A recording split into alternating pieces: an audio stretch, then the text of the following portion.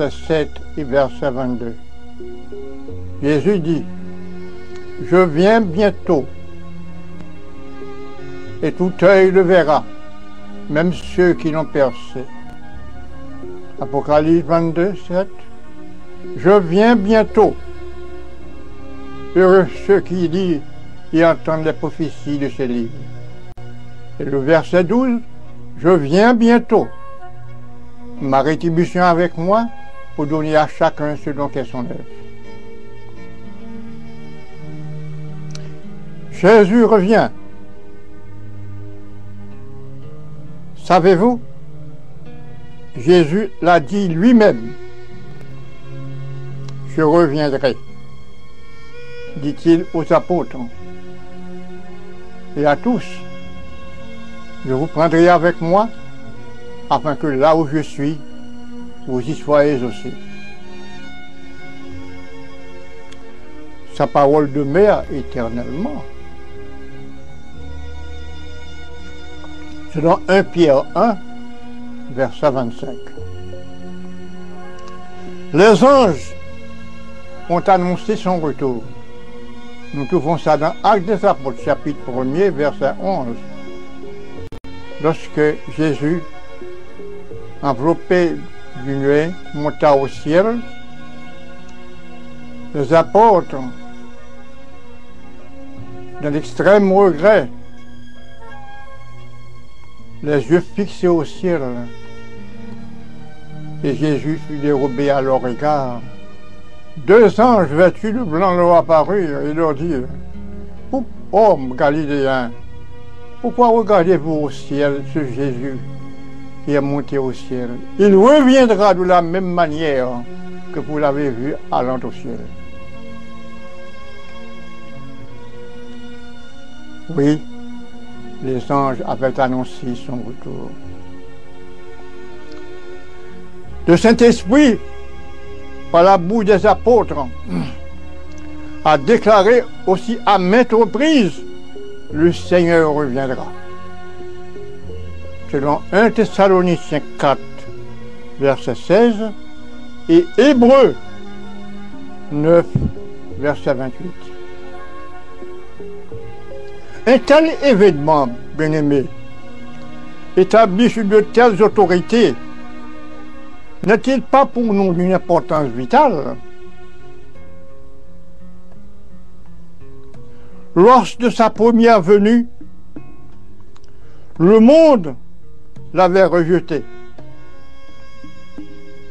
Il a été le Nazaréen méprisé. Mais lorsqu'il reviendra, il sera le bienheureux, le seul souverain, le roi des rois et le Seigneur des seigneurs. Selon 1 Timothée 6, verset 13 à verset 15.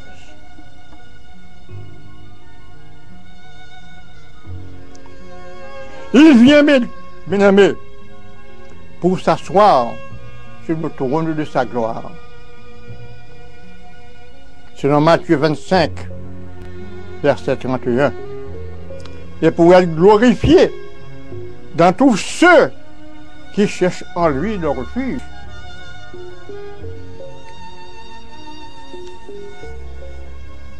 Jésus revient. Nous ne savons ni à quel jour, ni à quelle heure, ni même Jésus ne sait pas quand il viendra, si ce n'est seulement le Père.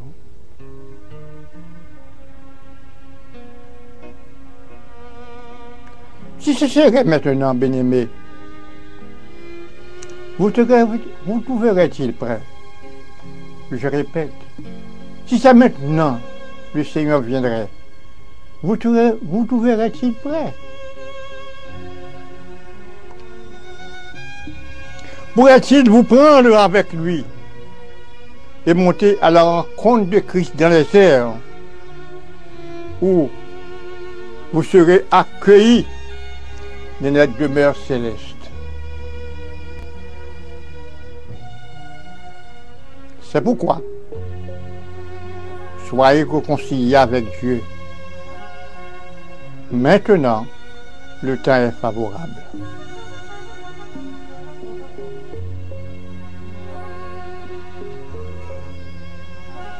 Cette doctrine nous rappelle sans cesse que notre bourgeoisie est dans les cieux. Je vous répète ça. Cette doctrine nous répète que notre bourgeoisie est dans les cieux. Puisque c'est là que nous attendons notre Sauveur, le Seigneur Jésus-Christ, qui transformera notre corps misérable pour le rendre semblable à son corps glorifié.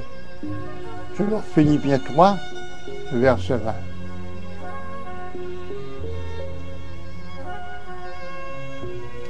Ceci nous fait croire à 3 apparitions de Christ sur la terre. Suivez-moi avec attention. Ceci nous fait croire à 3 apparitions de Christ sur la terre.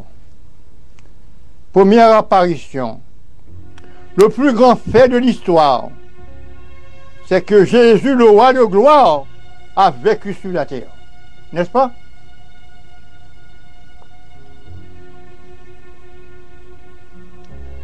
Deuxièmement, le fait le plus important à l'époque actuelle, c'est qu'il est maintenant au ciel, auprès de son Père, intercédant pour nous, selon Hébreux 7, verset 28.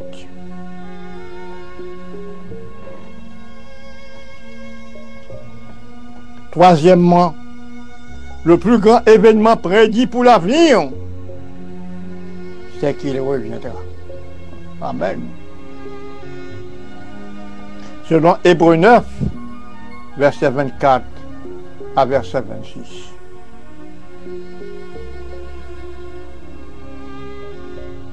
Il est venu sur la terre pour abolir le péché par son sacrifice.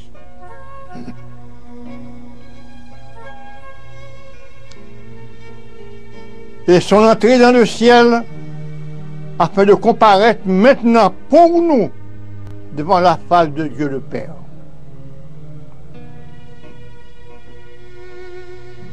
Puis, à ceux qui l'attendent, il leur donnera le salut. Il leur apparaîtra une seconde fois sans péché. Jésus reviendra.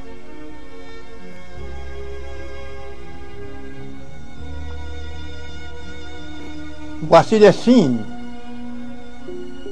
qui précéderont la venue de Christ, selon il l'avait prédit. Premièrement, Jésus avait prédit la destruction de Jérusalem, selon Luc 21, verset 5 à verset 12. Revenant de Béthanie et arrivé à la descente de la montagne des Oliviers, l'apôtre Pierre lui faisait remarquer la splendeur du temple de Jérusalem. Et Jésus de lui répondre, pourtant, il n'y aura pas pierre sur pierre, il restera. C'était une grande prédiction, la première prédiction que Jésus avait faite. En effet, en l'an 70, après Jésus-Christ, sous le gouvernement de l'empereur Tertullien, qui était César, l'armée romaine, commandée par le général Titus, assiégea Jérusalem. Le temple qui avait été reconstruit par le roi Hérode fut détruit et rasé à plat. Les maisons brûlées, les femmes violées, les enfants stropiés, tous les Juifs et les habitants qui s'y trouvaient furent chassés. Beaucoup d'entre eux étaient arrêtés, conduits à Carthage, ville d'Égypte, sur la mer Rouge, liés les deux mains et les deux pieds, furent vendus comme esclaves. Les autres s'exilèrent dans toutes les contrées de l'Europe et de l'Asie, et même aux États-Unis, à Miami, considérés comme juifs errants.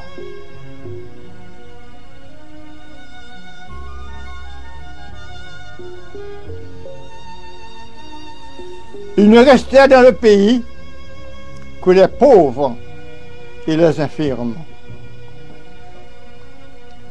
Le pays était devenu désert, privé d'habitants. C'est alors que les Turcs profitèrent de cette circonstance pour en faire la conquête.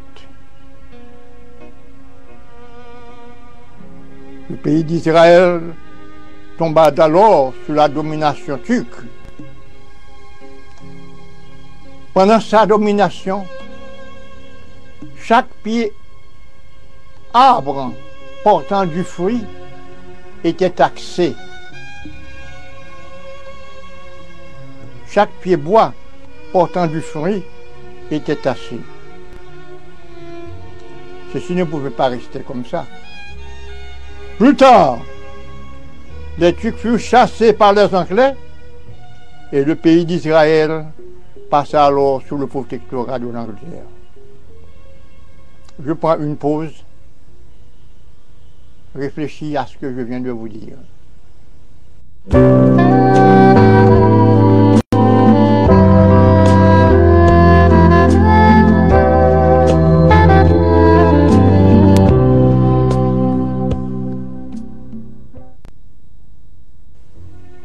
Ok, nous continuons.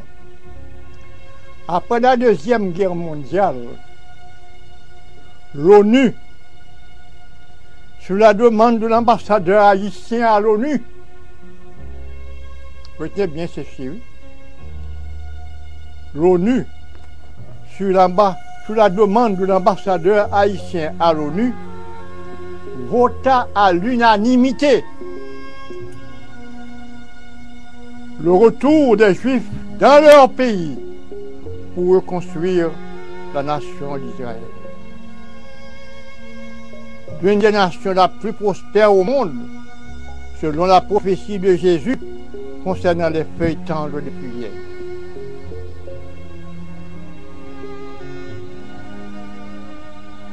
Dans la suite, selon la prophétie encore de Jésus, suivez avec attention. Une pluie d'étoiles tomba à Lisbonne, capitale du Portugal, en 1886. Une pluie d'étoiles, depuis le matin jusqu'au soir. Au lieu de la pluie, c'est plus des étoiles qui tombaient du ciel. N'est-ce pas? Selon la prophétie de Jésus, dans Luc 21, verset 11, il y aura des signes dans le ciel. Ensuite, les différentes guerres de Bonaparte en Europe, en Italie. Bonaparte avait fait prisonnier le pape de Rome, qui l'amena à Paris, enfermé dans une prison où il mourut.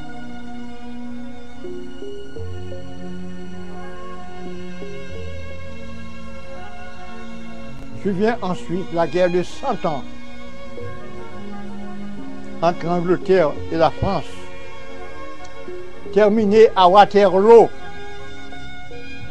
par l'arrestation de Bonaparte, fait prisonnier, envoyé à Sainte-Hélène en Afrique, enfermé dans un cachot.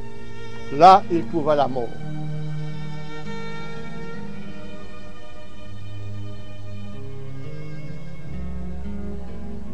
Je viens ensuite la Révolution française de 1789. Suite, la Première Guerre mondiale, 1914-1918. Suscité par le deuxième Reich allemand, Guillaume II, contre la France pour l'annexion de la Sarre et de la Rhénanie.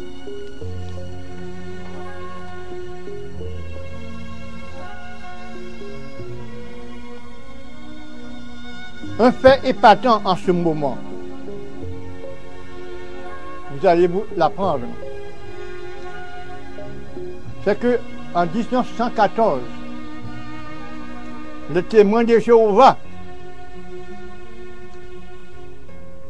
avait prêché et annoncé que le royaume millénaire devait commencer. Et le témoin de Jéhovah avait annoncé que le royaume millénaire de Christ devait commencer en 1914. Ensuite, les adventistes,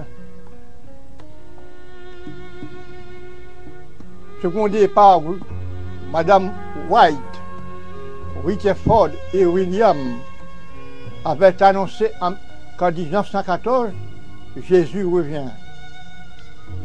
Pour cela, ils s'étaient habillés tout de blanc, montés sur le mont de California, jeûnaient, priaient et attendaient la venue de Christ. Qu'est-ce qui était arrivé en ce moment? Jésus n'était pas venu et c'est pour l'éclatement de la Première Guerre mondiale. L'horreur capitale.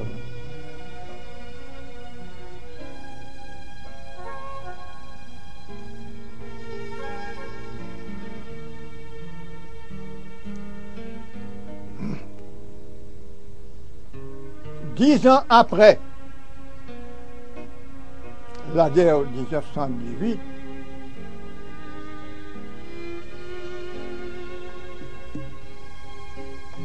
le pays, en 1918, après la guerre, toutes les nations du monde, les gouvernements, s'étaient réunis à San Francisco pour présider une charte selon laquelle ils mettaient la guerre hors la loi et prévoyaient un bien-être pour tous. Ce qui n'était point accompli. Ensuite, 10 ans après la guerre 18,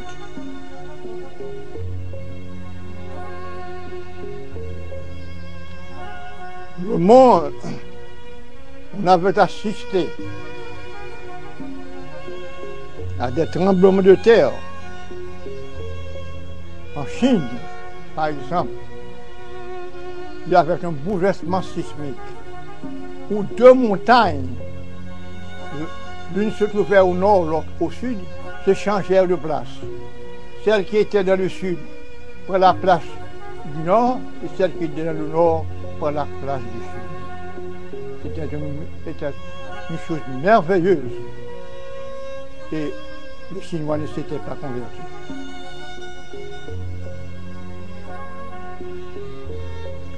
Tout ça, selon la prophétie, n'est-ce pas? En 1948,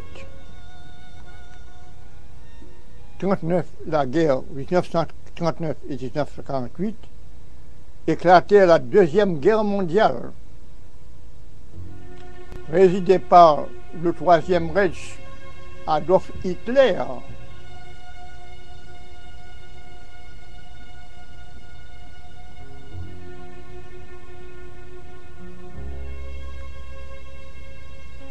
Après la guerre en 1948, après la fin de la guerre en 1948, toutes les nations du monde s'étaient encore réunies à Los Angeles pour présider une deuxième charte par laquelle elle mettait la guerre hors la loi et prévoyait des années heureuses pour l'humanité. Est-ce vrai?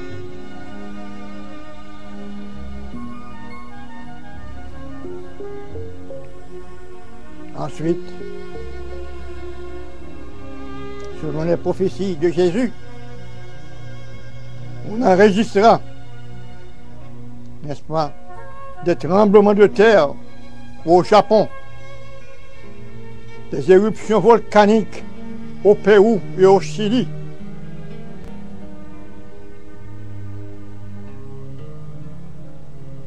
Ensuite, nous avons assisté à la guerre du Golfe. Vous ne savez pas qui cette guerre a été faite. Il y a eu bouleversement sismique en Sumatra, Inde, Indochine, raz de marée, inondation. Tout ça a été prévu, prédit par Jésus. Ensuite, vous avez assisté à l'invasion du Irak, prédit dans Apocalypse 16, verset 12.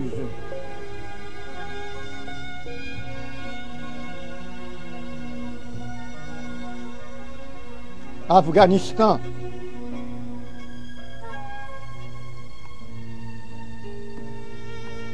tout cela ne peut pas sur vos yeux, parce que Jésus avait tout prédit.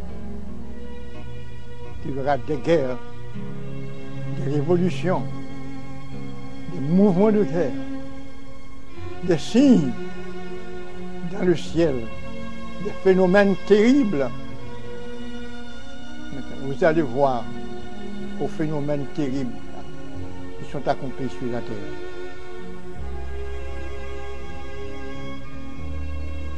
Nous abordons les temps difficiles, selon l'apôtre Paul dans 2 Timothée 3, verset 1er.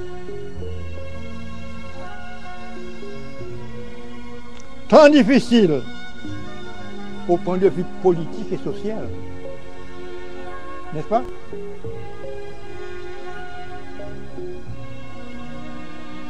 Temps difficiles au sens matériel, par le fait des épidémies, des famines, des tremblements de terre, des cyclones et autres. Tout ça prédit par Jésus.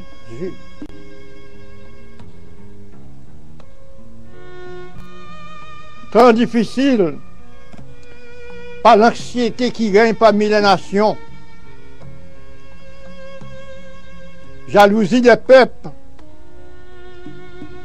ayant pour résultat des préparatifs offensifs et défensifs d'une ampleur telle que la vie maintenant devient difficile sur la terre.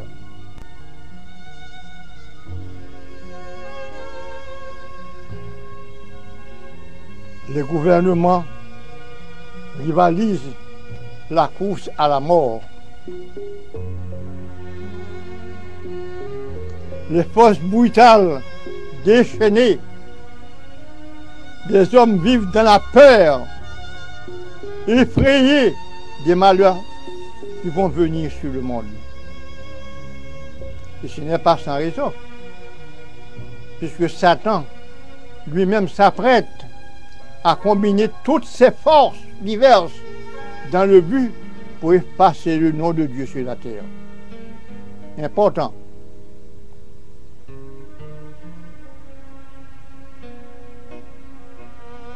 Maintenant, prêtez-y attention, et si vous voulez prendre note, je vais vous donner une liste d'âmes absolues,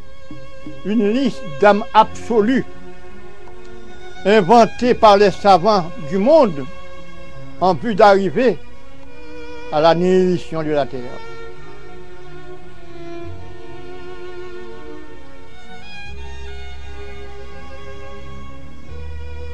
avant, le savant allemand Einstein, en 1950,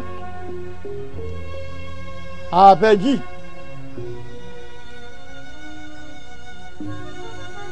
le monde est à deux doigts de disparition par la radioactivité. Et en ce que je vais vous annoncer, vous allez voir.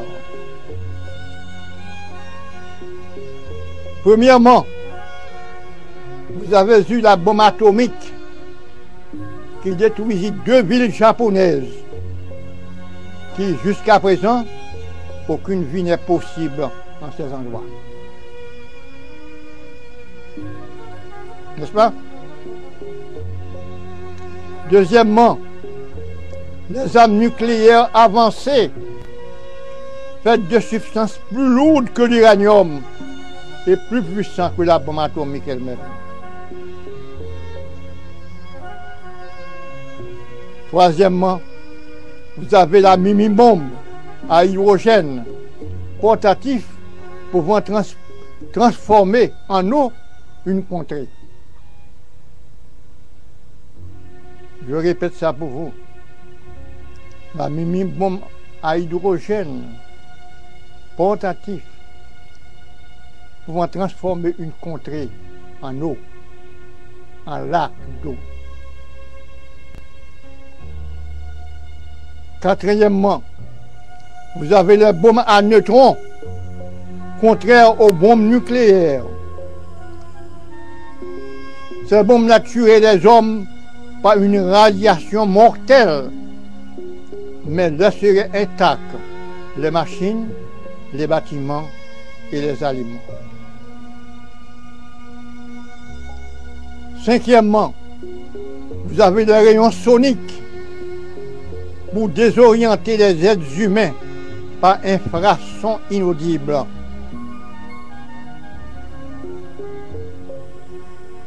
Sixièmement, vous avez les boules de feu chimiques qui donnent une irradiation énergique thermique intense.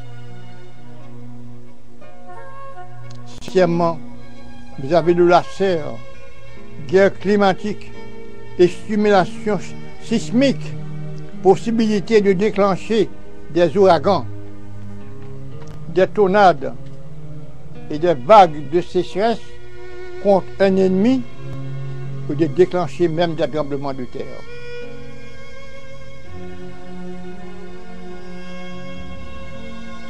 Armes chimiques et biologiques. Une simple boîte contenant des gaz énervants à haute puissance d'action pourrait, estime-t-on, anéantir 1 milliard d'êtres humains, soit un quart de l'humanité. Et 300 grammes convenablement dispersés pourraient tuer l'espèce humaine.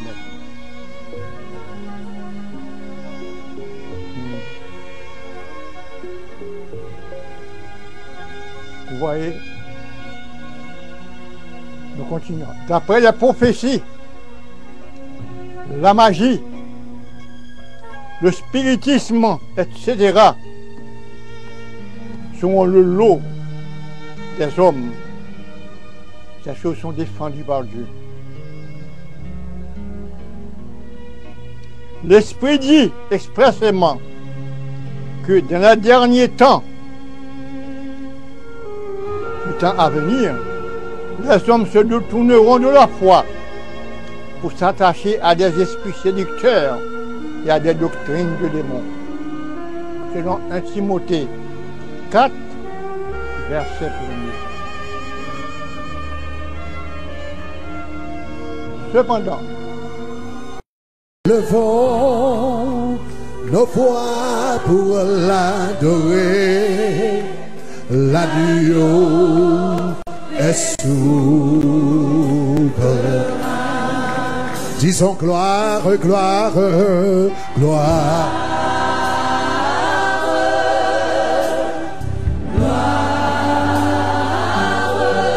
Gloire à l'agneau.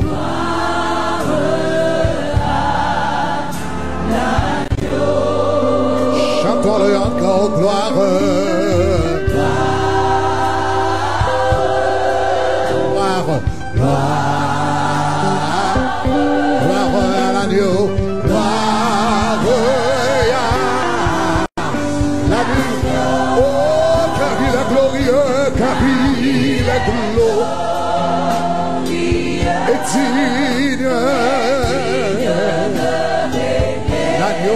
souverain, l'agneau est souverain. Nous élevons nos voix pour l'adorer. L'agneau est souverain. Une fois de plus, gloire, gloire, gloire, gloire. Seigneur, nous t'exaltons, nous t'élevons, nous te magnifions en ce moment. Nous te remercions, Seigneur, pour cette nouvelle journée que tu nous accordes, Seigneur, pour le privilège d'être à ta présence, pour t'exalter, pour t'élever, pour te magnifier. Seigneur, nous te remercions en ce dimanche, Seigneur Jésus, pour le sacrifice du calvaire, au nom de Jésus de Nazareth. Merci, Seigneur, du fait que tu es mort pour nous et tu es ressuscité d'entre les morts. Tu as la victoire, l'honneur, la magnificence. Et comme dit, Seigneur, au nom de Jésus, l'agneau qui a été immolé est digne de recevoir la gloire, l'honneur, la magnificence, la gloire au siècle des siècles. Oh, nous t'élevons, Seigneur, nous t'élevons. Oh, car il est glorieux, car il est glorieux. Envahis-nous dans ta gloire.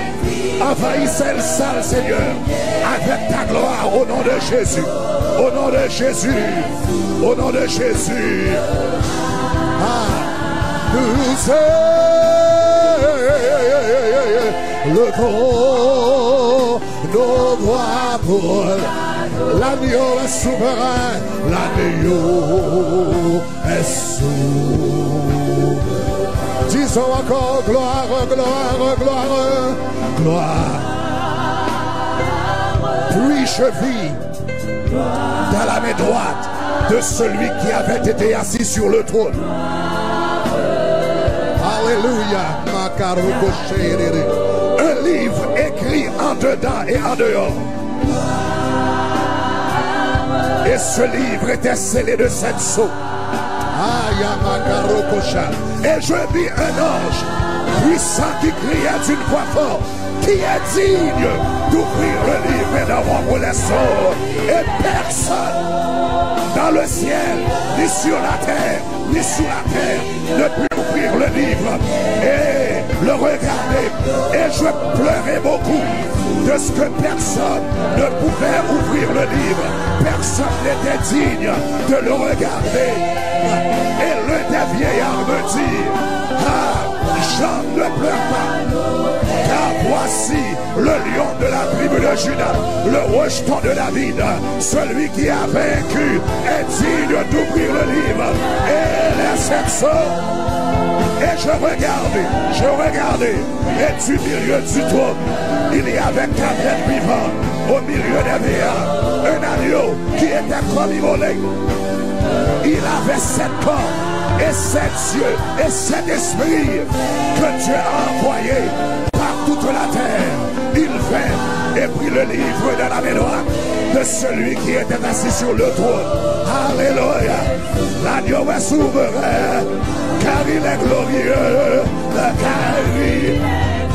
quand il prit le livre, les 4 êtres vivants, les 24 vieillards, se prosternèrent devant l'agneau, tenant chacune une arme et des coupes remplies de parfums qui sont les prières des saints. Et ils chantaient un cantique. Et disaient, tu es digne de prendre le livre, d'en ouvrir les sceaux, car tu as été immolé, tu as racheté pour Dieu ton peuple par ton sang de toutes les tribus, de toutes les langues, de tous les peuples, de toutes les nations. Et tu en as fait un royaume de sacrificateurs. Et je regardais et j'entendis la voix de beaucoup d'anges autour du trône et des 4 vieillards et des vieillards, des 4 vivants et des vieillards. Et leur nombre était des milliards de milliards, des milliers de milliers. Et ils disaient d'une voix forte, l'agneau qui a été immolé, car il disait d'une voix forte, l'agneau qui a été immolé est digne de recevoir la puissance, la richesse, la sagesse, la force, l'honneur, la gloire, la louange. L'agneau qui a été immolé est digne de recevoir la puissance, la richesse, la sagesse, la force, l'honneur, la gloire. L'agneau qui a été immolé est digne de régner. L'agneau est souverain. Alléluia. Nous sommes.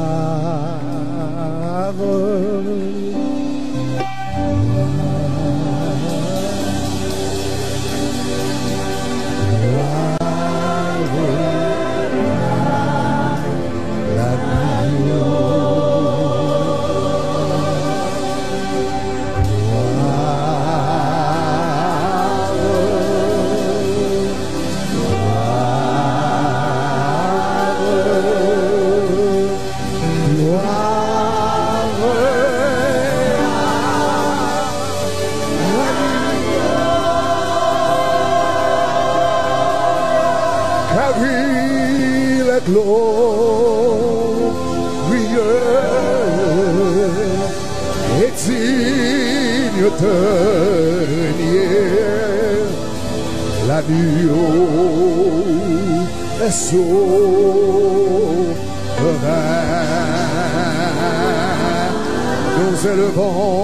Nous élevons nos voix, on change de garde, nos mains pour l'adorer. L'agneau est souverain,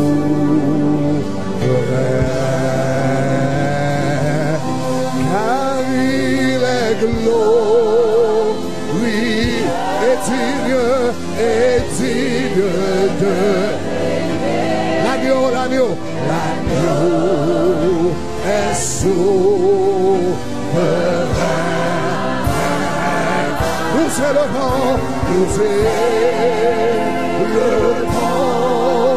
nos voix pour l'adorer.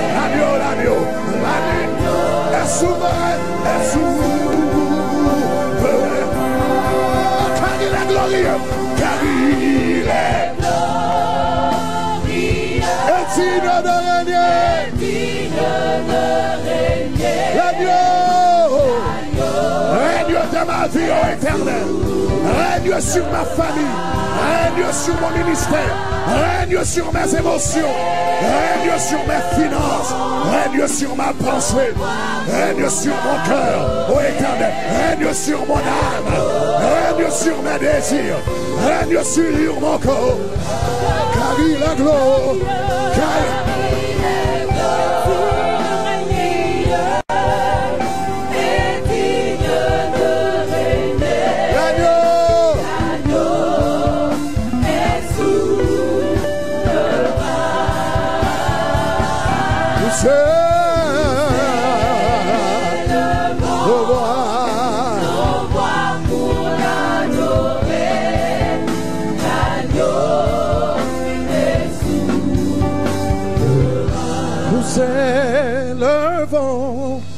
Nous élevons nos voix pour l'adorer. L'agneau est souverain.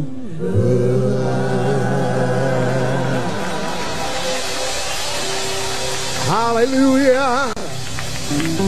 Des acclamations à l'agneau. Des acclamations à l'agneau.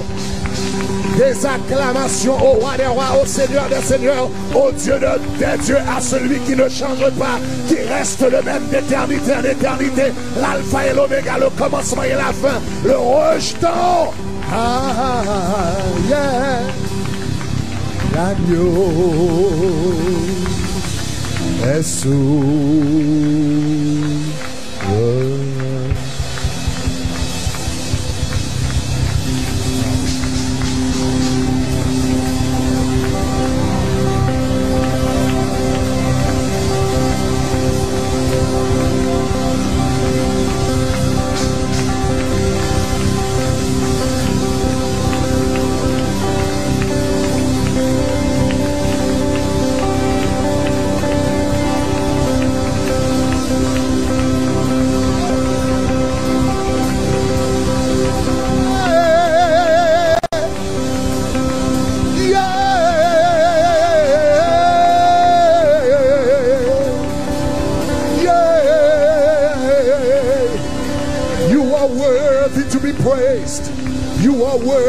to be exalted.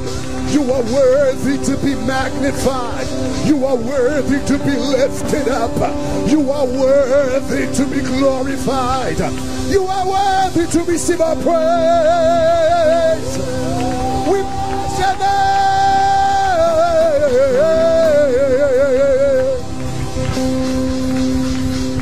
Notre Dieu règne encore. Jamais son amour ne s'endort. Le vent se déchaîne, nos cœurs sont en peine, mais Dieu nous conduit jusqu'au port. Notre Dieu règne encore. Jamais son amour ne s'endort. Ce qu'il nous promet reste vrai pour jamais. Notre Dieu règne, notre Dieu règne. Jamais son amour ne s'endort. Le vent se déchaîne, nos cœurs sont en paix, mais Dieu nous conduit jusqu'au port. Notre Dieu règne encore, notre Dieu règne. Jamais son amour ne s'endort. Ce qu'il nous promet reste vrai pour jamais. Notre Dieu règne, notre Dieu règne encore. Jamais son amour ne s'endort. Le vent se déchaîne, nos cœurs sont en peine, mais Dieu nous conduit jusqu'au port. Notre Dieu règne, jamais son amour ne s'endort. Ce qu'il nous promet reste vrai pour jamais. Notre Dieu règne, notre Dieu règne. Jamais son amour ne s'endort. Le vent se déchaîne, nos cœurs sont en peine, mais Dieu nous conduit jusqu'au. Il règne encore, notre Dieu règne. Jamais son amour ne s'endort. Ce qu'il nous promet reste vrai pour jamais. Notre Dieu règne, notre Dieu règne. Jamais son amour ne s'endort. Le vent se déchaîne, nos cœurs sont en peine, mais Dieu nous conduit jusqu'au. Il nous conduit, notre Dieu. Oh, jamais son amour. Ce qu'il nous promet reste vrai pour jamais.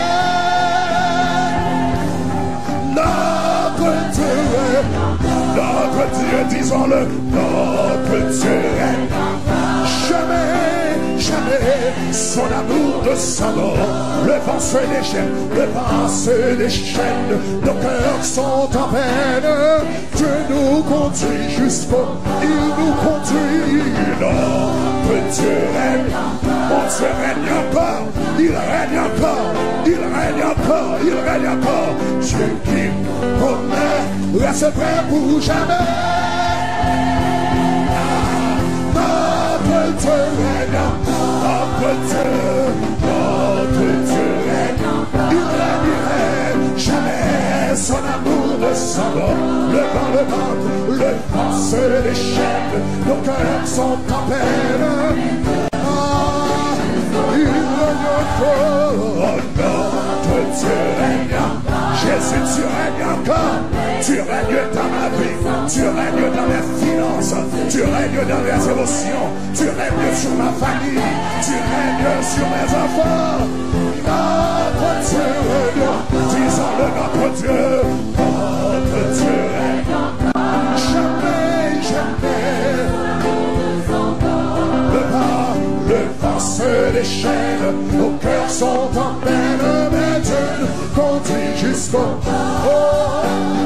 notre Dieu règne.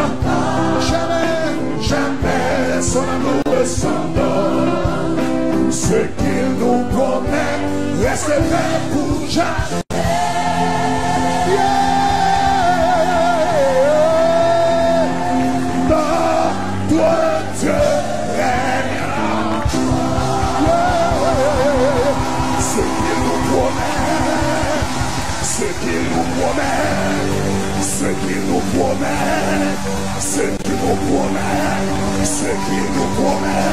Ce qu'il te promet, la guérison qu'il t'a promis, la famille qu'il t'a promis, le mariage reste vrai pour jamais.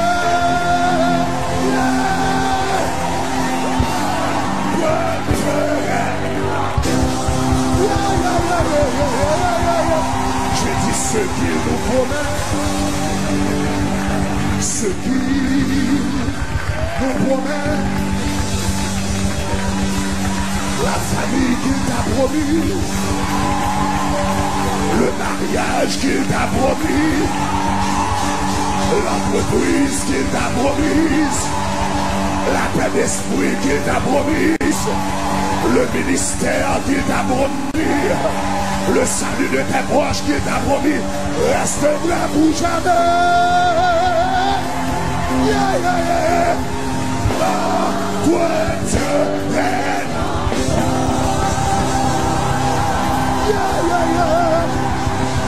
Yes! To you be the praise, oh God! To you be the praise! To you be the praise! Nous sommes dans le registre de la foi. Que les croyants disent Alléluia. Que les guerriers disent Alléluia. Que les ambassadeurs disent Alléluia. Que les citoyens du royaume disent Alléluia. Que ceux qui ont confiance en lui disent Alléluia. Ce qu'il nous promet, oh God.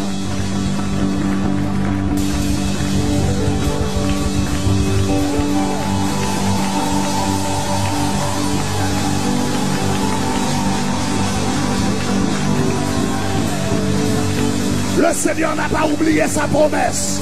Le Seigneur ne t'a pas abandonné. Le Seigneur ne t'a pas oublié. Le Seigneur n'a pas changé la vie. Le Seigneur a encore ton dossier. Ce qu'il nous promet. Ce qu'il nous promet. Ah, God.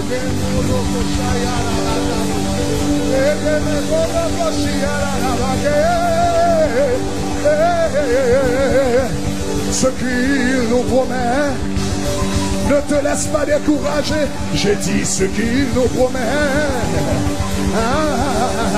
N'abandonne pas ma soeur, ce qu'il nous promet. Ne soyez pas désespérés, ce qu'il nous promet. Reste vrai pour jamais.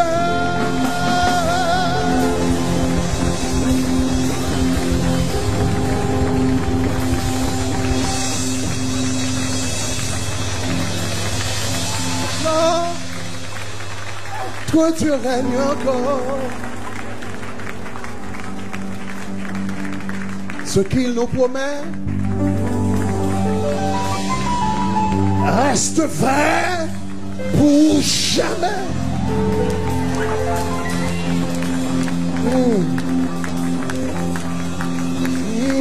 Ne t'occupe pas de la tempête. Ne t'occupe pas de l'ouragan. Ne t'occupe pas des vents contraires. Ne t'occupe pas des situations qui semblent contredire la promesse de Dieu. Car ce qu'il nous promet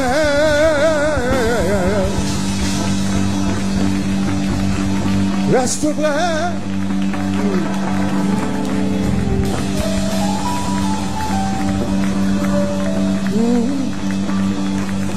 Ne t'occupe pas de ce qu'a dit le médecin, de ce qu'a dit le gynécologue. Le Seigneur t'a promis un enfant et ce qu'il nous promet.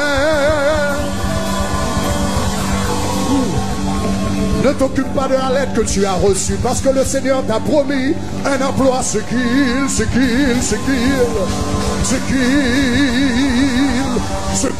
nous promet. Est-ce qu'il y a quelqu'un qui croit à la promesse de Dieu ici? Est-ce qu'il y a quelqu'un qui croit à la promesse de Dieu? Oh, ce qu'il nous promet. Rappelle-toi de la vision qu'il t'a donnée. Rappelle-toi du rêve qu'il t'avait donné. Rappelle-toi de la promesse qu'il t'a. Ce qu'il nous promet. Ah, il reste fidèle à ses promesses. Il reste fidèle à ses promesses. La Bible dit sa réputation s'est accrue en Israël par l'accomplissement de ses promesses. Je reprends, la Bible dit sa réputation s'est accrue par l'accomplissement de ses promesses. Ce qu'il nous promet reste vrai